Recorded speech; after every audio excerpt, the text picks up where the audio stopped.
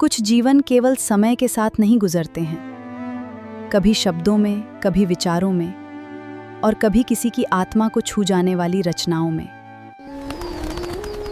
लखनऊ की धरती से शुरू हुई एक ऐसी ही जीवन यात्रा जिसमें शिक्षा थी और साहित्य के प्रति एक गहरा समर्पण था।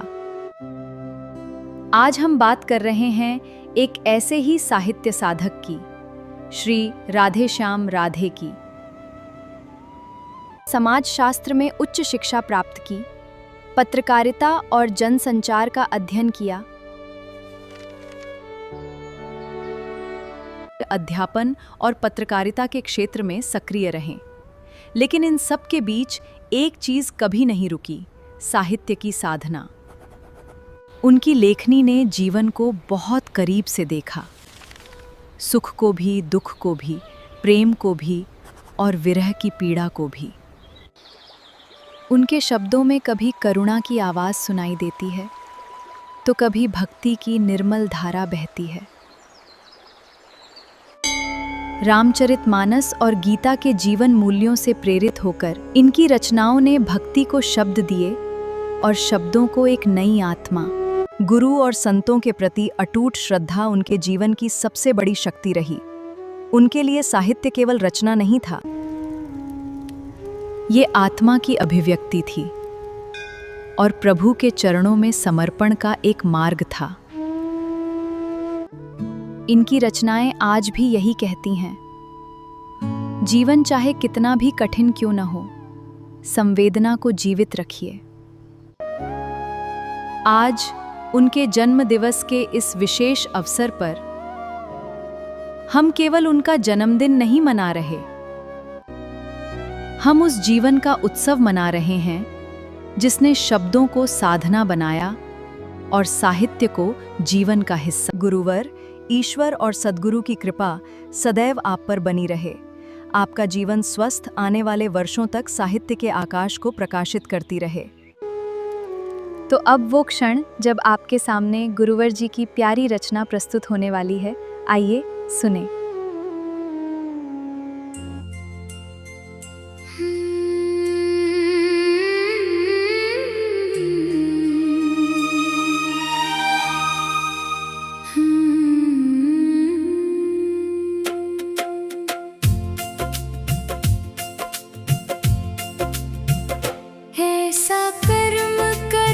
जीवन में नाम रहे, पहचान रहे, ऐसा कर्म करो जीवन में नाम रहे, पहचान रहे। जाने कब किस मोड़ पर आंखें मुंद जाए, ये ध्यान रहे। व्यर्थ सोच में समय ना खो, हार देख मत सिर धुन रो।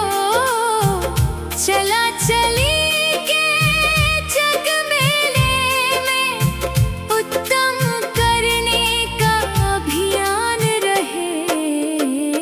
ऐसा कर्म करो जीवन में नाम रहे, पहचान रहे।